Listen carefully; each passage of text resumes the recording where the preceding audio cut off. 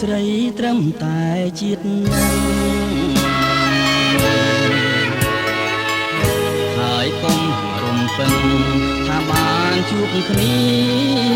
ជាថ្មី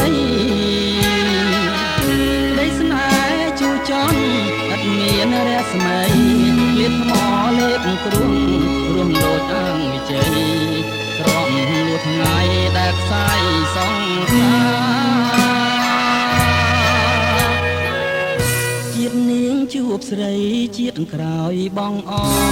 ងអិនស្លាហេស្រណងពេលយើងលាបែកពីគ្នា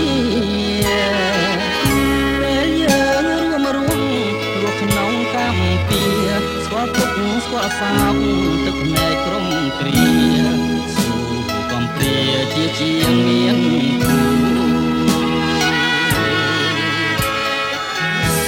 សង្ឃឹមថាបានឃើញពន់លឺស្នេហ៍ខំថ្នាំខំថ្នមខំផែរាំងសាសនាដែលរៀងតស៊ូ